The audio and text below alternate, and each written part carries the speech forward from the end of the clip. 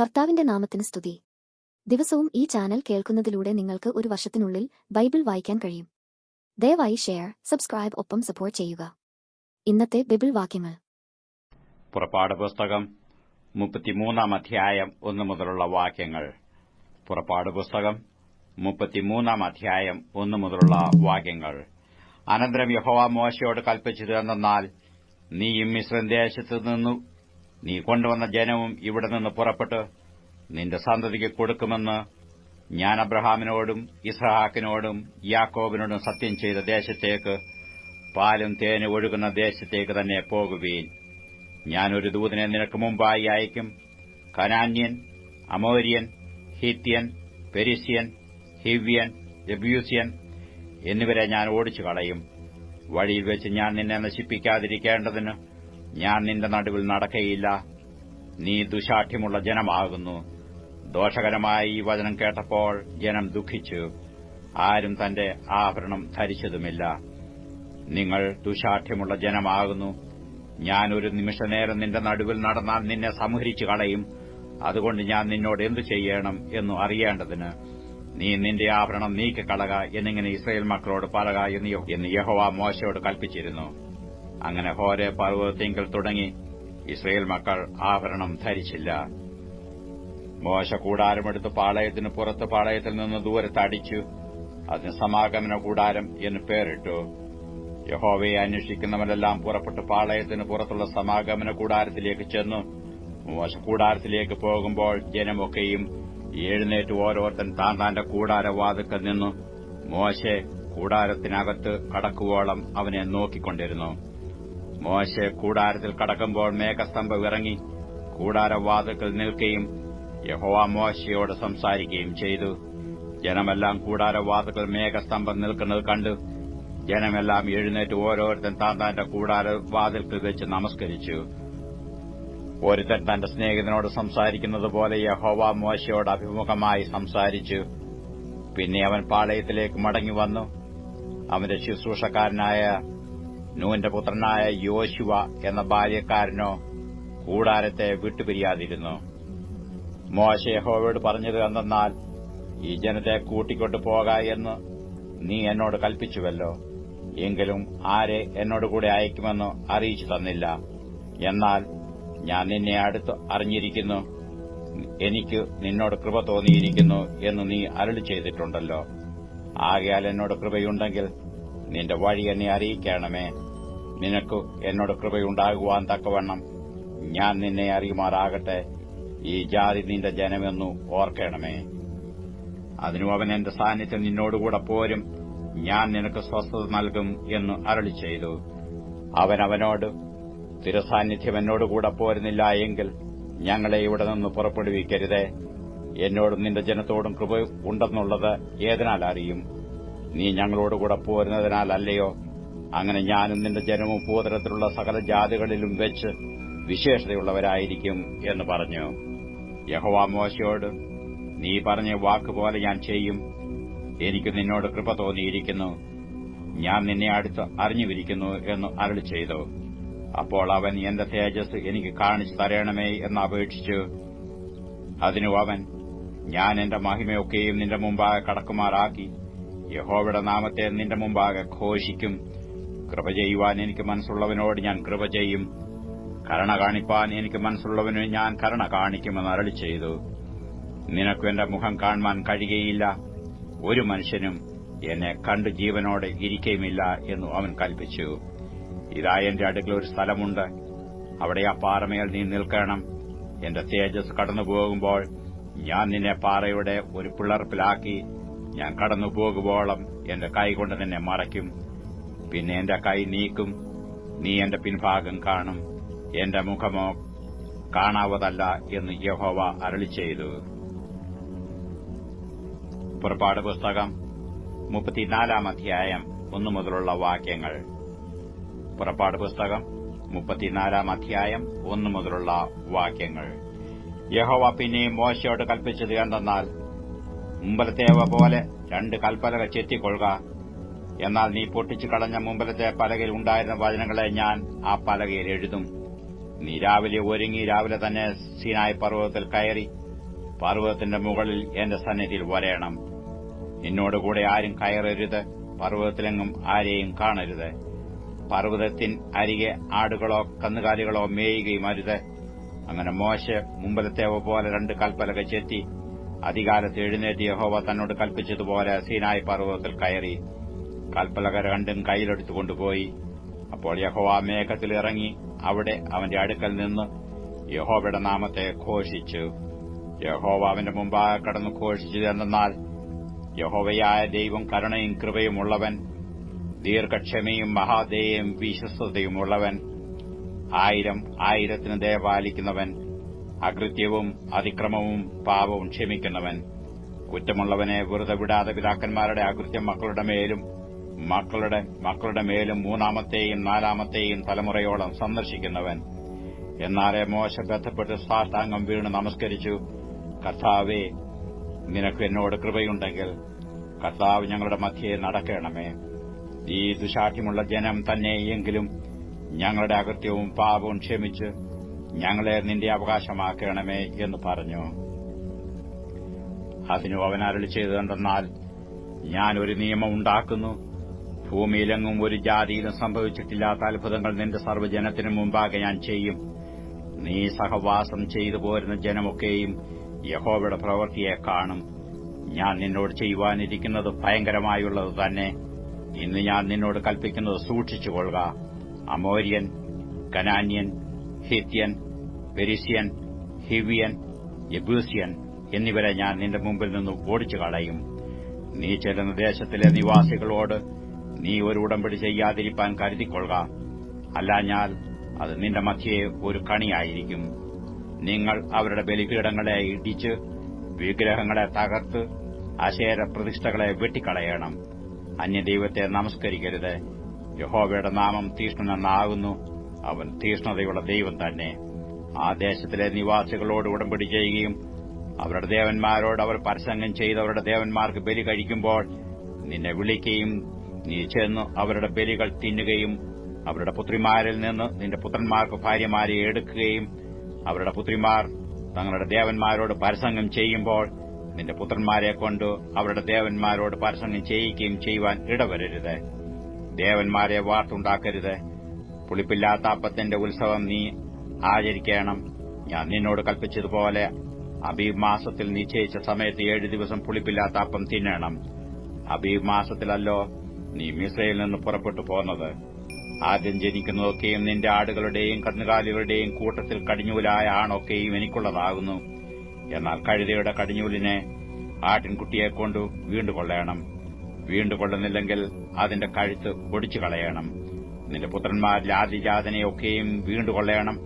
വെറും കൈയോടെ നിങ്ങൾ എന്റെ മുമ്പാകെ വരരുത്. 6 ദിവസം വേല ചെയ്യണം. 7 ദിവസം സ്വസ്ഥമായിരിക്കണം. വിതകാലമോ കൊയ്ത്തുകാലമോ ആയാലും സ്വസ്ഥമായിരിക്കണം. കോതമ്പ് കൊയ്ത്തിലെ ആദ്യോത്സവമായ വാരോത്സവവും ആണ്ടറുതിയിൽ കായ്കനി പെരുന്നാളും നീ ആചരിക്കണം. സംവത്സരത്തിൽ 3 പ്രാവശ്യം പുരുഷന്മാരൊക്കെയും ഇസ്രായേലിന്റെ ദൈവമായി യഹോവയായ കർത്താവിന്റെ മുമ്പാകെ വരണം. ഞാൻ ജാതികളെ നിന്റെ മുമ്പിൽ നിന്ന് ഓടിച്ചു കളഞ്ഞ് നിന്റെ അതിർത്തികളെ വിശാലമാക്കും. നീ സംവത്സരത്തിൽ 3 പ്രാവശ്യം നിന്റെ ദൈവമായ യഹോവയുടെ മുമ്പാകെ ചെല്ലുവാൻ കയറിപ്പോയിരിക്കുമ്പോൾ ഒരു മനുഷ്യനും നിന്റെ ദേശം മോഹിക്കുകയില്ല. എന്റെ യാഗരക്തം പുളിപ്പുള്ള അപ്പത്തോടുകൂടെ അർപ്പിക്കരുത്. പെസഹ പെരുന്നാളിലെ യാഗം പ്രഭാതകാലം വരെ വെച്ചേക്കരുത്. നിന്റെ നിലത്തിലെ ആദ്യ വിളവിന്റെ ആദ്യഫലം നിന്റെ ദൈവമായ യഹോവയുടെ ആലയത്തിൽ കൊണ്ടുവരേണം. കോലാട്ടിൻകുട്ടിയെ അതിന് തള്ളയുടെ പാലിൽ പാകം ചെയ്യരുത്. യഹോവ പിന്നെയും മോശയോട്, ഈ വചനങ്ങളെ എഴുതിക്കൊള്ളുക. ഈ വചനങ്ങൾ ആധാരമാക്കി ഞാൻ നിന്നോടും ഇസ്രായേലിനോടും നിയമം ചെയ്തിരിക്കുന്നു എന്ന് അരുളി ചെയ്തു. അവൻ അവിടെ ഭക്ഷണം കഴിക്കാതെയും വെള്ളം കുടിക്കാതെയും 40 പകലും 40 രാവും യഹോവയോട് കൂടെയായിരുന്നു.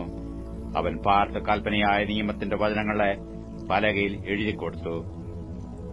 അവൻ തന്നോട് അരുളി ചെയ്ത നിമിത്തം തന്റെ മുഖത്തിന്റെ ത്വക്ക് പ്രകാശിച്ചു എന്ന് മോശ സാക്ഷ്യത്തിന്റെ പലക 2 കൈ പിടിച്ചുകൊണ്ട് സീനായി പർവ്വതത്തിൽ നിന്ന് ഇറങ്ങുമ്പോൾ അറിഞ്ഞില്ല. അഹരോനും ഇസ്രായേൽ മക്കളെല്ലാവരും മോശയെ നോക്കിയപ്പോൾ അവന്റെ മുഖത്തിന്റെ ത്വക്ക് പ്രകാശിക്കുന്നത് കണ്ടു. അതുകൊണ്ട് അവർ അവന്റെ അടുക്കൽ ചെല്ലുവാൻ ഭയപ്പെട്ടു. മോശ അവരെ വിളിച്ചു, അപ്പോൾ അഹരോനും സഭയിലെ പ്രമാണികളൊക്കെയും അവന്റെ അടുക്കൽ മടങ്ങി വന്നു. മോശെ അവരോട് സംസാരിച്ചു. അതിന്റെ ശേഷം ഇസ്രായേൽ മക്കളൊക്കെയും അവന്റെ അടുക്കൽ ചെന്നു. സീനായി പർവ്വതത്തിൽ വെച്ച് യഹോവ തന്നോട് അരുളി ചെയ്തതൊക്കെയും അവൻ അവരോട് ആജ്ഞാപിച്ചു. മോശെ അവരോട് സംസാരിച്ചു കഴിഞ്ഞപ്പോൾ അവൻ തന്റെ മുഖത്ത് ഒരു മൂടുപടമിട്ടു. മോശെ യഹോവയോട് സംസാരിക്കേണ്ടതിന് അവന്റെ സന്നിധാനത്തിൽ കടക്കുമ്പോൾ പുറത്തു വരുവോളം മൂടുപടം നീക്കിയിരിക്കും. തന്നോട് കൽപ്പിച്ചത് അവൻ പുറത്തുവന്ന് ഇസ്രായേൽ മക്കളോട് പറയും. ഇസ്രായേൽ മക്കൾ മോശയുടെ മുഖത്തിന്റെ തൂക്ക് പ്രകാശിക്കുന്നതായി കണ്ടതുകൊണ്ട് മോശെ അവനോട് സംസാരിക്കേണ്ടതിന് അകത്ത് കടക്കുവോളം മൂടുപടം പിന്നെയും തന്റെ മുഖത്ത് ഇട്ടുകൊള്ളും. യോഹന്നാൻ എഴുതിയ സുവിശേഷം 6-ാം അധ്യായം 1 മുതലുള്ള വാക്യങ്ങൾ. യോഹന്നാൻ എഴുതിയ സുവിശേഷം 6-ാം അധ്യായം 1 മുതലുള്ള വാക്യങ്ങൾ. അനന്തരം യേശു തിബരിയാസ് എന്ന ഗലീലക്കടലിന്റെ അക്കരയ്ക്ക് പോയി. അവൻ രോഗികളിൽ ചെയ്യുന്ന അടയാളങ്ങളെ കണ്ടിട്ട് ഒരു വലിയ പുരുഷാരം അവന്റെ പിന്നാലെ ചെന്നു. യേശു മലയിൽ കയറി ശിഷ്യന്മാരോടുകൂടെ അവിടെയിരുന്നു. യഹൂദന്മാരുടെ പെസഹ പെരുന്നാൾ അടുത്തിരുന്നു. യേശു വലിയൊരു പുരുഷാരം തന്റെ അടുക്കൽ വരുന്നത് കണ്ടിട്ട് ഫിലിപ്പോസിനോട്, ഇവർക്ക് തിന്നുവാൻ നാം എവിടെ നിന്ന് അപ്പം വാങ്ങും എന്ന് ചോദിച്ചു. ഇതു അവനെ പരീക്ഷിപ്പാനത്രേ ചോദിച്ചത്. താൻ എന്തു ചെയ്യുവാൻ പോകുന്നു എന്ന് താൻ അറിഞ്ഞിരുന്നു. ഫിലിപ്പോസ് അവനോട്, ഓരോരുത്തരും അല്പമല്പം ലഭിക്കേണ്ടതിന് 200 പണത്തിന് അപ്പം മതിയാകയില്ല എന്ന് ഉത്തരം പറഞ്ഞു. ശിഷ്യന്മാരിൽ ഒരുത്തനായ ശിമോൻ പത്രോസിന്റെ സഹോദരനായ അന്ത്രയോസ് അവനോട്, ഇവിടെ ഒരു ബാലകനുണ്ട്. അവന്റെ പക്കൽ 5 യവത്തപ്പവും 2 മീനും ഉണ്ട്. എങ്കിലും ഇത്ര പേർക്ക് അത് എന്തുള്ളൂ എന്ന് പറഞ്ഞു. ആളുകളെ ഇരുത്തുവീൻ എന്ന് യേശു പറഞ്ഞു. ആ സ്ഥലത്ത് വളരെ പുല്ലുണ്ടായിരുന്നു. 5000-ഓളം പുരുഷന്മാർ ഇരുന്നു. പിന്നെ യേശു അപ്പമെടുത്ത് വാഴ്ത്തി ഇരുന്നവർക്ക് പങ്കിട്ടുകൊടുത്തു. അങ്ങനെ തന്നെ മീനും വേണ്ടുന്നിടത്തോളം കൊടുത്തു. അവർക്ക് തൃപ്തിയായ ശേഷം അവൻ ശിഷ്യന്മാരോട്, ശേഷിച്ച കഷ്ണം ഒന്നും നഷ്ടമാക്കാതെ ശേഖരിപ്പീൻ എന്ന് പറഞ്ഞു. 5 യവത്തപ്പത്തിൽ തിന്നു ശേഷിച്ച കഷണം അവർ ശേഖരിച്ചു 12 കൊട്ട നിറച്ചെടുത്തു. അവൻ ചെയ്ത അടയാളം ആളുകൾ കണ്ടിട്ട്, ലോകത്തിലേക്ക് വരുവാനുള്ള പ്രവാചകൻ ഇവനാകുന്നു സത്യം എന്ന് പറഞ്ഞു. അവർ വന്ന് തന്നെ പിടിച്ച് രാജാവാക്കുവാൻ ഭാവിക്കുന്നു എന്ന് യേശു അറിഞ്ഞിട്ട് പിന്നെയും തനിച്ച് മലയിലേക്ക് വാങ്ങിപ്പോയി. സന്ധ്യയായപ്പോൾ ശിഷ്യന്മാർ കടൽപ്പുറത്തേക്ക് ഇറങ്ങി പടക് കയറി കടലക്കരെ കഫർന്നഹൂമിലേക്ക് യാത്രയായി. ഇരുട്ടായ ശേഷവും യേശു അവരുടെ അടുക്കൽ വന്നിരുന്നില്ല. കൊടുങ്കാറ്റ് അടിക്കിയാൽ കടൽ കോപിച്ചു. അവർ 4-5 നാഴിക ദൂരത്തോളം വലിച്ച ശേഷം യേശു കടലിന്മേൽ നടന്നു പടകിനോട് സമീപിക്കുന്നത് കണ്ട് പേടിച്ചു. അവൻ അവരോട്, ഞാനാകുന്നു, പേടിക്കേണ്ട എന്ന് പറഞ്ഞു. അവർ അവനെ പടകിൽ കയറ്റുവാൻ ഇച്ഛിച്ചു. ഉടനെ പടക് അവർ പോകുന്ന ദേശത്ത് എത്തിപ്പോയി. പിറ്റേന്നാൾ കടൽക്കര നിന്ന പുരുഷാരം ഒരു പടകല്ലാതെ അവിടെ വേറെ ഇല്ലായിരുന്നുവെന്നും യേശു ശിഷ്യന്മാരോടുകൂടെ പടകിൽ കയറാതെ ശിഷ്യന്മാർ മാത്രം പോയിരുന്നു എന്നും ഗ്രഹിച്ചു. എന്നാൽ കർത്താവ് വാഴ്ത്തിയിട്ട് അവർ അപ്പം തിന്ന സ്ഥലത്തിനരികെ തിബരിയാസിൽ നിന്ന് ചെറുപടകുകൾ എത്തിയിരുന്നു. യേശു അവിടെ ഇല്ല, ശിഷ്യന്മാരുമില്ല എന്ന് പുരുഷാരം കണ്ടപ്പോൾ തങ്ങളും പടക് കയറി യേശുവിനെ തിരഞ്ഞു കഫർന്നഹൂമിലെത്തി. കടലക്കരെ അവനെ കണ്ടെത്തിയപ്പോൾ, റബി, നീ എപ്പോൾ ഇവിടെ വന്നു എന്ന് ചോദിച്ചു.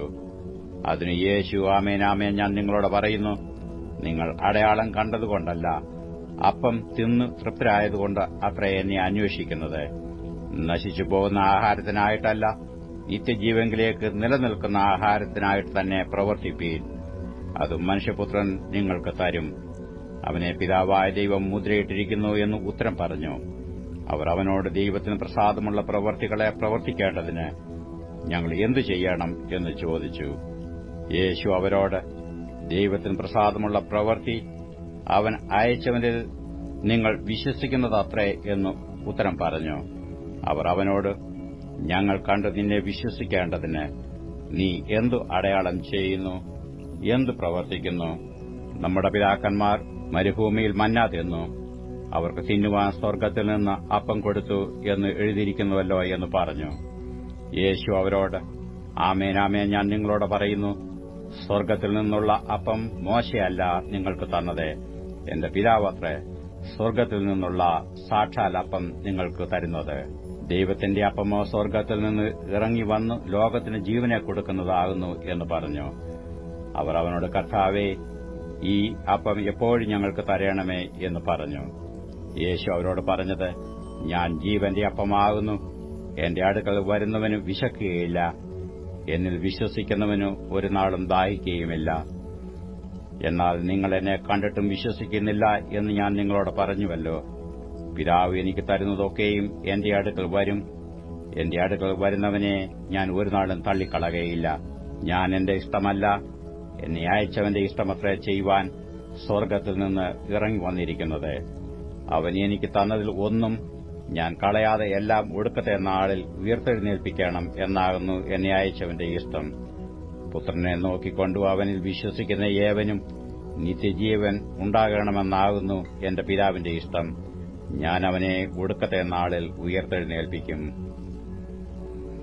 ഞാൻ സ്വർഗ്ഗത്തിൽ നിന്ന് ഇറങ്ങി വന്ന അപ്പം എന്നു അവൻ പറഞ്ഞതിനാൽ യഹൂദന്മാർ അവനെക്കുറിച്ച് പെറുപെറുത്തു. ഇവൻ യോസഫിന്റെ പുത്രനായ യേശു അല്ലയോ? അവന്റെ അപ്പനെയും അമ്മയെയും നാം അറിയുന്നുവല്ലോ. പിന്നെ ഞാൻ സ്വർഗ്ഗത്തിൽ നിന്ന് ഇറങ്ങി വന്നു എന്ന് ഇവൻ പറയുന്നത് എങ്ങനെയെന്നോ അവർ പറഞ്ഞു. യേശു അവരോട് ഉത്തരം പറഞ്ഞത്, നിങ്ങൾ തമ്മിൽ പെറുപെറുക്കേണ്ട. എന്നെ അയച്ച പിതാവ് ആകർഷിച്ചിട്ടല്ലാതെ ആർക്കും എന്റെ അടുക്കൽ വരുവാൻ കഴിയുകയില്ല. ഞാൻ ഒടുക്കത്തെ നാളിൽ അവനെ ഉയർത്തെഴുന്നേൽപ്പിക്കും. എല്ലാവരും ദൈവത്താൽ ഉപദേശിക്കപ്പെട്ടവർ ആകും എന്ന് പ്രവാചകപുസ്തകങ്ങളിൽ എഴുതിയിരിക്കുന്നു. പിതാവിനോട് കേട്ട് പഠിച്ചവൻ എല്ലാം എന്റെ അടുക്കൽ വരും. പിതാവിനെ ആരെങ്കിലും കണ്ടിട്ടുണ്ട് എന്നല്ല, ദൈവത്തിന്റെ അടുക്കൽ നിന്ന് വന്നവൻ മാത്രമേ പിതാവിനെ കണ്ടിട്ടുള്ളൂ. ആമേൻ, ആമേൻ, ഞാൻ നിങ്ങളോട് പറയുന്നു, വിശ്വസിക്കുന്നവന് നിത്യജീവനുണ്ട്. ഞാൻ ജീവന്റെ അപ്പമാകുന്നു. നിങ്ങളുടെ പിതാക്കന്മാർ മരുഭൂമിയിൽ മന്ന തിന്നിട്ടും മരിച്ചുവല്ലോ. ഇതോ തിന്നുന്നവൻ മരിക്കാതിരിക്കേണ്ടതിന് സ്വർഗ്ഗത്തിൽ നിന്ന് ഇറങ്ങുന്ന അപ്പമാകുന്നു. സ്വർഗ്ഗത്തിൽ നിന്ന് ഇറങ്ങിയ ജീവനുള്ള അപ്പം ഞാനാകുന്നു. ഈ അപ്പം തിന്നുന്നവൻ എല്ലാം എന്നേക്കും ജീവിക്കും. ഞാൻ കൊടുപ്പാനിരിക്കുന്ന അപ്പമോ ലോകത്തിന്റെ ജീവനു വേണ്ടി ഞാൻ കൊടുക്കുന്ന എന്റെ മാംസമാകുന്നു. ആകയാൽ യഹൂദന്മാർ നമുക്ക് തന്റെ മാംസം തിന്നേണ്ടതിനു തരുവാൻ ഇവന് എങ്ങനെ കഴിയും എന്ന് പറഞ്ഞ് തമ്മിൽ വാദിച്ചു.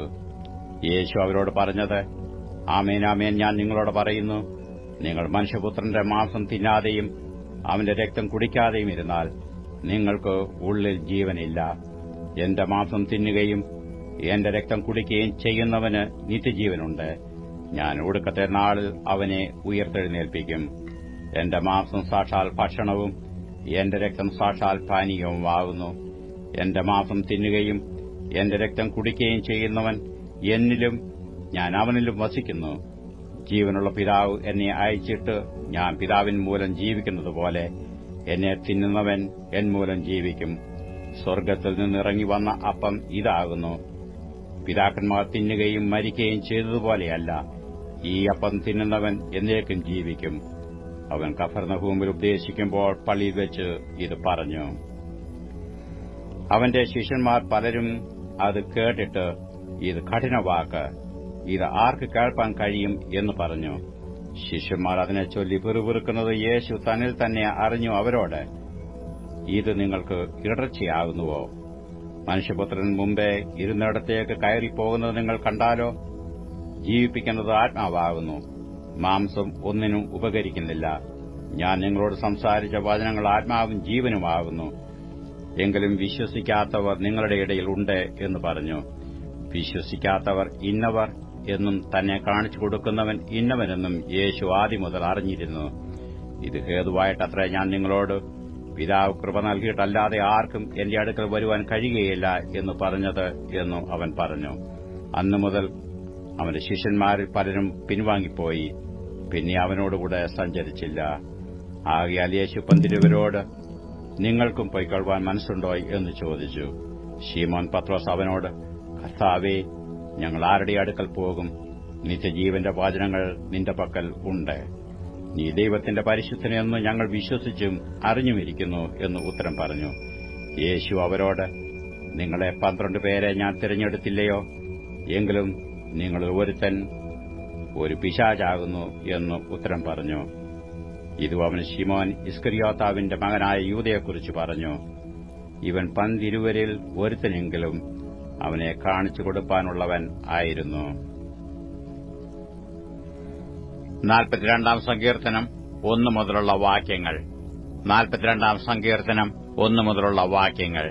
മാൻ നീർത്തോടുകളിലേക്ക് ചെല്ലുവാൻ കാംക്ഷിക്കുന്നതുപോലെ ദൈവമേ, എന്റെ ആത്മാവ് നിന്നോട് ചേരുവാൻ കാംക്ഷിക്കുന്നു. എന്റെ ആത്മാവ് ദൈവത്തിനായി, ജീവനുള്ള ദൈവത്തിനായി തന്നെ ദാഹിക്കുന്നു. ഞാനെപ്പോൾ ദൈവസന്നിധിയിൽ ചെല്ലുവാനിടയാകും? നിന്റെ ദൈവം എവിടെയെന്ന് അവർ എന്നോട് നിത്യം പറയുന്നതുകൊണ്ട് എന്റെ കണ്ണുനീർ രാവും പകലും എന്റെ ആഹാരമായി തീർന്നിരിക്കുന്നു. ഉത്സവം ആചരിക്കുന്ന പുരുഷാരത്തിന്റെ സന്തോഷവും സ്തോത്രവുമായ സ്വരത്തോടുകൂടെ സമൂഹമധ്യേ ഞാൻ ദൈവാലയത്തിലേക്ക് ചെന്നത് ഓർത്തു എന്റെ ഉള്ളം എന്നിൽ പകരുന്നു. എന്റെ ആത്മാവെ, നീ വിഷാദിച്ചുള്ളിൽ ഞരങ്ങുന്നതെന്ത്? ദൈവത്തിൽ പ്രത്യാശ വെക്കുക. അവൻ എന്റെ മുഖപ്രകാശരക്ഷയും എന്റെ ദൈവവുമാകുന്നു എന്നിങ്ങനെ ഞാൻ ഇനിയും അവനെ സ്തുതിക്കും. എന്റെ ദൈവമേ, എന്റെ ആത്മാവ് എന്നിൽ വിഷാദിച്ചിരിക്കുന്നു. അതുകൊണ്ട് യോർദാൻ പ്രദേശത്തും ഹെർമോൻ പർവ്വതങ്ങളിലും മിസാർ മലയിലും വെച്ച് ഞാൻ നിന്നെ ഓർക്കുന്നു. നിന്റെ നീർച്ചാട്ടങ്ങളുടെ ഇരച്ചിലാൽ ആഴിയെ വിളിക്കുന്നു. നിന്റെ ഓളങ്ങളും തിരമാലകളുമെല്ലാം എന്റെ മീതെ കടന്നുപോകുന്നു. യഹോവ പകൽ നേരത്ത് തന്റെ ദയ കൽപ്പിക്കും. രാത്രി സമയത്ത് ഞാൻ അവന് പാട്ട് പാടിക്കൊണ്ടിരിക്കും. എന്റെ ജീവന്റെ ദൈവത്തോടുള്ള പ്രാർത്ഥന തന്നെ. നീ എന്നെ മറന്നത് എന്ത്? ശത്രുവിന്റെ ഉപദ്രവം ഹേതുവായി ഞാൻ ദുഃഖിച്ചു നടക്കേണ്ടി വന്നതുമെന്ത് എന്ന് ഞാൻ എന്റെ പാറയായ ദൈവത്തോട് പറയും. നിന്റെ ദൈവം എവിടെയെന്ന് എന്റെ ശത്രുക്കൾ ഇടപെടാതെ എന്നോട് പറഞ്ഞുകൊണ്ട് എന്റെ ആസ്തികളെ തകർക്കും വണ്ണം എന്നെ നിന്ദിക്കുന്നു. എന്റെ ആത്മാവേ, നീ വിഷാദിച്ചുള്ളിൽ ഞരങ്ങുന്നതെന്ത്? ദൈവത്തിൽ പ്രത്യാശ വെക്കുക. അവൻ എന്റെ മുഖപ്രകാശരക്ഷയും എന്റെ ദൈവവുമാകുന്നു എന്നിങ്ങനെ ഞാൻ ഇനിയും അവനെ സ്തുതിക്കും.